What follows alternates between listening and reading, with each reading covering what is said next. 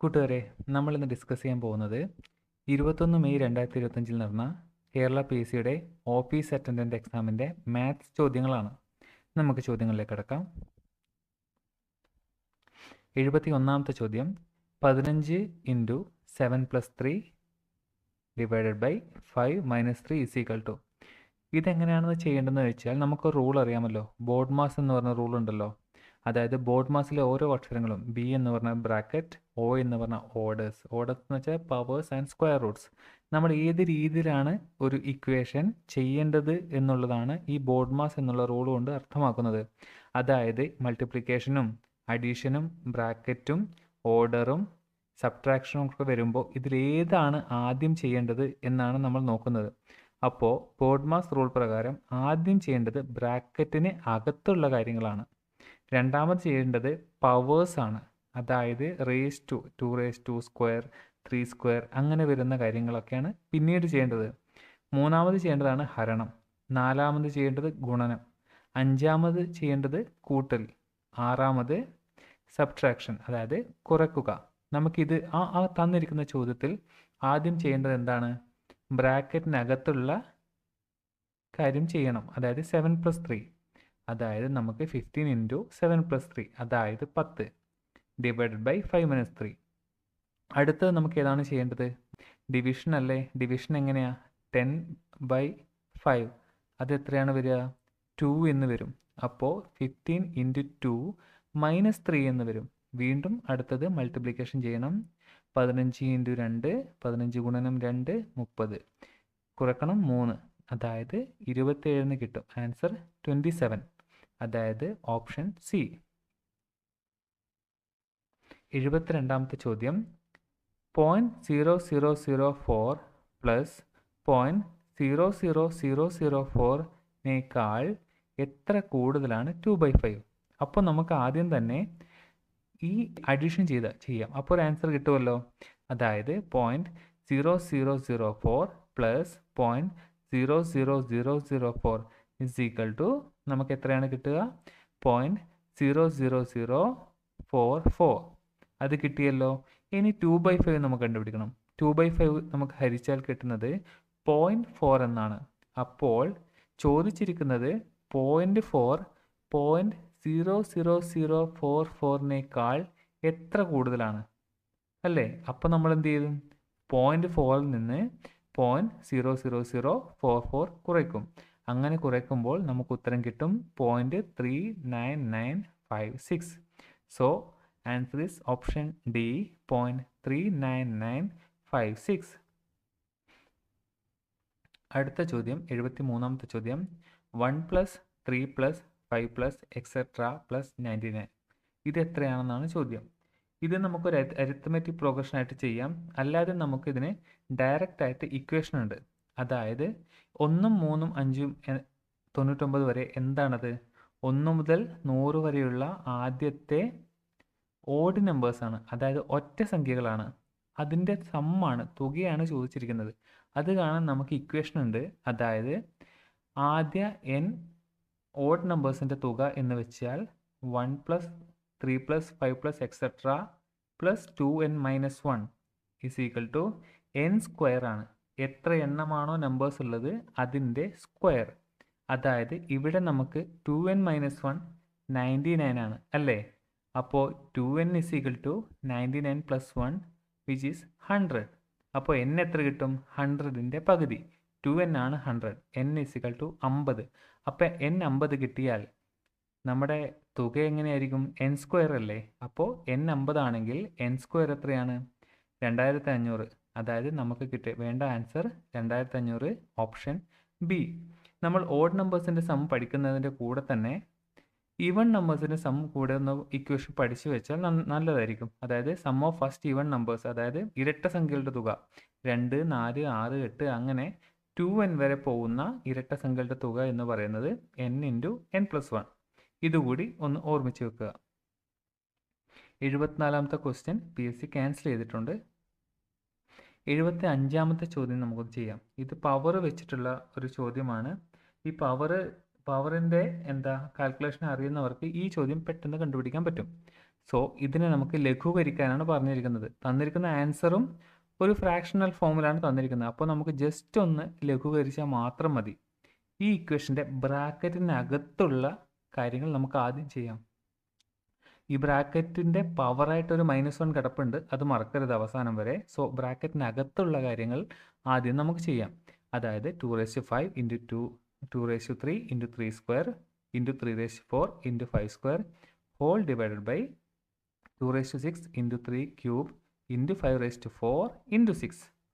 ഇതിൽ നമുക്ക് ആ മുകളിൽ കാണുന്ന 2 ഒക്കെ ഒന്ന് ഗ്രൂപ്പ് ചെയ്ത് കഴിഞ്ഞാൽ 2⁵ ഇൻറ്റു 2⁵. അത് a⁻m ഇൻറ്റു a⁻n എന്നുള്ള ഫോമുലല്ലേ. അപ്പോൾ a⁻m ഇൻറ്റു a⁻n എന്ന് പറയുമ്പോൾ a⁻m+n. ഇവിടെ a എന്ന് പറഞ്ഞാൽ 2ഉം m എന്ന് പറഞ്ഞാൽ 5ഉം n എന്ന് പറഞ്ഞാൽ 3ഉമാണ്. അങ്ങനെ എടുക്കുമ്പോൾ 2⁵ ഇൻറ്റു 2⁵ വരുന്നത് 2⁵ ആണ്. അടുത്തത് 3ൻ്റെ മൾട്ടിപ്പിൾ നോക്കിക്കേ, 3² ഉണ്ട്, 3⁴ ഉണ്ട്. നേരത്തെ ചെയ്ത് അതുപോലെ ചെയ്യുമ്പോൾ നമുക്ക് 3² ഇൻറ്റു 3⁴ = 3⁶ എന്ന് കിട്ടും. അപ്പോൾ മുകളിലെ 3നെയും നമ്മൾ ഗ്രൂപ്പ് ചെയ്തു. അടുത്തത് 5നെ ഗ്രൂപ്പ് ചെയ്യാൻ വേറെ ആളില്ല. അപ്പോൾ 5² അതുപോലെ തന്നെ എഴുതി. ഡിവൈഡഡ് ബൈ 2⁵, 3³ 5⁴ ഇൻറ്റു 6, അത് അതുപോലെ തന്നെ എഴുതി. ഇനി നമുക്കൊരു കാര്യം അറിയാം, a⁻m ഡിവൈഡഡ് ബൈ a⁻n എന്താണ് ആൻസർ? a⁻m-n. ഇവിടെ 2⁸ ഡിവൈഡഡ് ബൈ 2�6 ഉണ്ട്. അപ്പം എത്ര വരും ആൻസർ? 2⁸ 6, അതായത് 2². അതുപോലെ 3⁶ മുകളിലുണ്ട്, 3³ താഴെയുണ്ട്. അപ്പോൾ 3⁶ -3 എന്ന് വരും, അതായത് 3³. പിന്നെ താഴെ ഒരു 5⁴ ഉണ്ട്, മുകളിലൊരു 5² ഉണ്ട്. നമുക്ക് ഈ 5⁴ മുകളിൽ എടുക്കുന്നതിനേക്കാളും ബെറ്റർ നമുക്ക് താഴേക്ക് കൊണ്ടുവരാം, 5² താഴേക്ക് കൊണ്ടുവരാം. അപ്പോൾ 5² താഴേക്ക് വരുമ്പോൾ 5⁴ -2 എന്ന് വരും, താഴെ 5². 6 അതുപോലെ തന്നെ വെച്ചു. അടുത്ത സ്റ്റെപ്പിൽ ആ 6നെ നമ്മൾ 2 ഇൻറ്റു 3 എന്ന് എഴുതി അല്ലേ. 6 എന്ന് പറഞ്ഞാൽ 2 ഗുണം 3 അല്ലേ. അപ്പോൾ അങ്ങനെ എഴുതുന്ന സമയത്ത് വീണ്ടും നമുക്ക് അവിടെ 2ഉം വന്നു, ഒരു 3ഉം വന്നു. അപ്പോൾ അടുത്തത് എങ്ങനെ എഴുതാൻ പറ്റും? 2 ഇൻറ്റു 3² ഡിവൈഡ് ബൈ 5². ആൻസർ എത്ര കിട്ടി? 18/25, അതായത് 18 ഹരിക്കണം 25. ഇതാണോ നമ്മുടെ ഉത്തരം? അല്ല, ഇത് ബ്രാക്കറ്റിന് ഉള്ളിലുള്ള കാര്യം മാത്രമാണ് നമ്മളിപ്പോൾ ചെയ്തത്. ബ്രാക്കറ്റിൻ്റെ പുറത്തൊരു പവർ ഇരിപ്പുണ്ട്. എത്രയാണത്? -1. -1 എന്ന് പറയുമ്പോൾ ഇപ്പോൾ കിട്ടിയ ആൻസറിൻ്റെ വ്യുൽക്രമം, അതായത് റെസിപ്രോക്കൽ എടുക്കണം. അതായത് നമുക്ക് വേണ്ട ആൻസർ 25/18 ആണ്, അതായത് ഓപ്ഷൻ ഡി. 76ാമത്തെ ചോദ്യം നോക്കാം. 4, 11, 30, 67 ഈ ശ്രേണിയിലെ അടുത്ത പദം ഏതാണ് എന്നാണ് ചോദ്യം. ഇതിനൊരു സീക്വൻസ്, അതായത് ഒരു പ്രത്യേക രീതിയിൽ കണക്കുകൾ കൂട്ടിയിട്ടായിരിക്കും ഈ ഓരോ നമ്പറും വന്നിട്ടുണ്ടാവുക. അങ്ങനെ നോക്കുമ്പോൾ ഓരോ നമ്പറും നോക്കുമ്പോൾ ജസ്റ്റ് ഒന്ന് നോക്കി എന്തെങ്കിലും പ്രത്യേകത കാണാൻ പറ്റുന്നുണ്ടോ? ഓരോ നമ്പറിനും തൊട്ട് മുന്നത്തെ നമ്പർ പോലെ അല്ലെങ്കിൽ തൊട്ട് അടുത്ത നമ്പർ എങ്ങനെ വന്നെന്ന് കാണാൻ പറ്റുന്നുണ്ടോ? സൂക്ഷിച്ച് നോക്കിയാൽ നമുക്ക് മനസ്സിലാകും. 4 എന്ന് പറഞ്ഞാൽ 1³ + 3 ആണ്. 11 എന്ന് പറഞ്ഞാൽ 2³ + 3 ആണ്. 30 എന്ന് പറഞ്ഞാൽ 3³ അതായത് 27 + 3 ആണ്. അടുത്തത് 67 എന്ന് പറഞ്ഞാൽ 4³ + 3 അതായത് 64 + 3 അതാണ് 67. അപ്പോൾ അടുത്ത നമ്പർ എത്രയായിരിക്കും വരേണ്ടത്? ഒന്ന് നോക്കിക്കേ. 1³ + 3, 2³ + 3, 3³ + 3, 4³ + 3. അടുത്തത് എത്രയായിരിക്കും വരേണ്ടത്? 5³ + 3 അല്ലേ. 5³ എന്ന് പറഞ്ഞാൽ 125, 125 + 3 എന്ന് പറയുമ്പോൾ 128. സോ ആൻസർ ഓപ്ഷൻ ബി ആണ്, 128. 77ാമത്തെ ചോദ്യം.